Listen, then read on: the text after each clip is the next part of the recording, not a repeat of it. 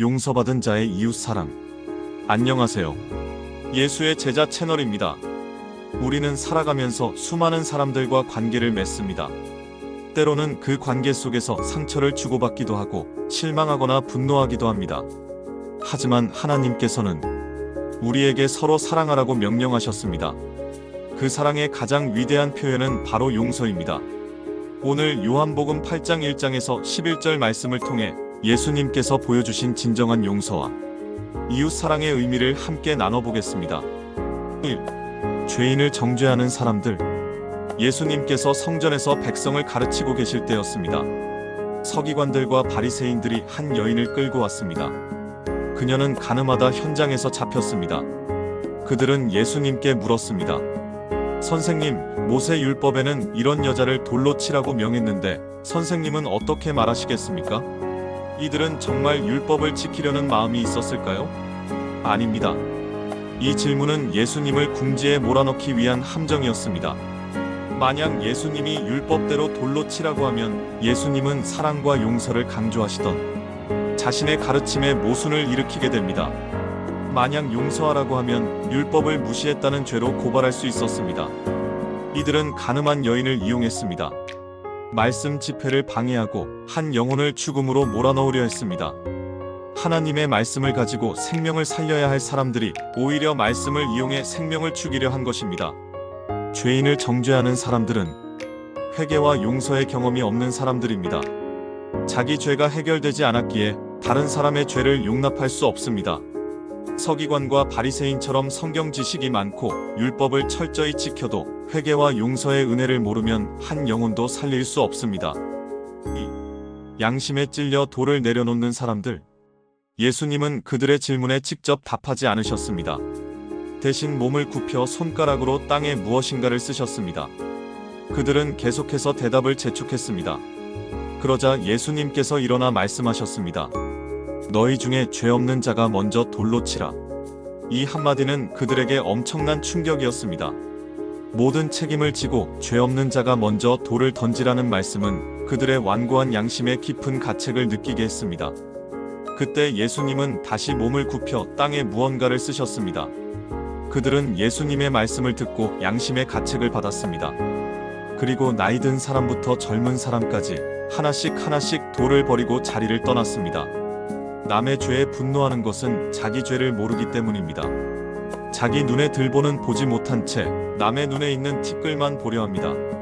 하지만 예수님의 말씀이 우리 마음에 들어올 때 우리는 자기 죄를 깨닫게 됩니다. 자기 죄를 깨달으면 더 이상 남의 죄에 신경 쓸 겨를이 없습니다. 자기 죄 하나 해결하기도 바쁘기 때문입니다. 죄의 문제를 해결하지 못하면 끊임없이 남의 죄에 집착하고 정죄하게 됩니다. 용서하지 못하는 마음은 죄를 계속해서 키웁니다. 용서만이 죄의 결박에서 벗어나는 유일한 길입니다. 3. 죄인을 용서하시는 예수님. 결국 그 자리에 남은 사람은 예수님과 가늠한 여인뿐이었습니다. 이제 여인은 죽음의 문턱에 서게 되었습니다. 왜냐하면 유일하게 죄가 없으신 분, 즉 그녀를 심판할 자격이 있는 유일한 분과 단둘이 남게 되었기 때문입니다. 그때 예수님께서 일어나 물으셨습니다. 여자여, 너를 고발하던 그들이 어디 있느냐?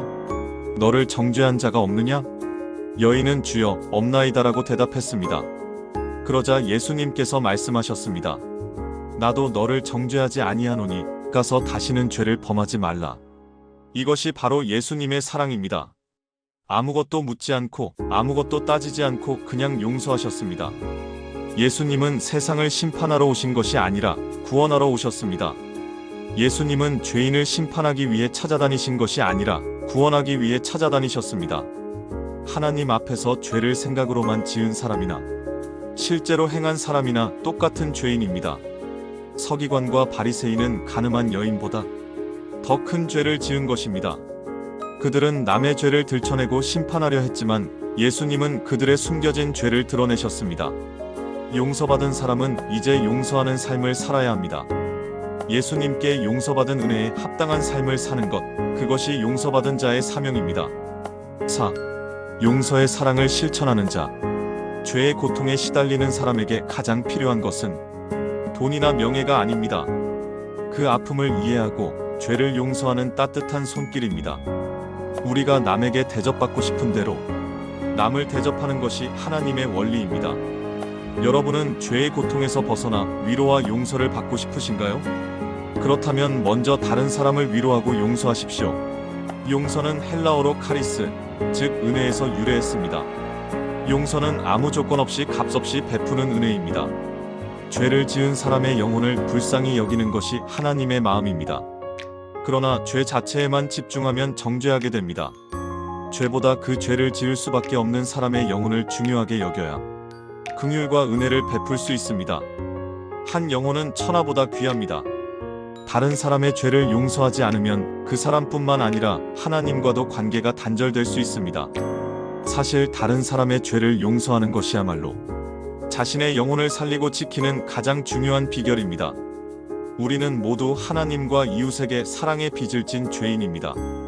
이 사실을 깊이 깨닫고 용서와 사랑을 아낌없이 베푸는 성도가 되기를 축복합니다.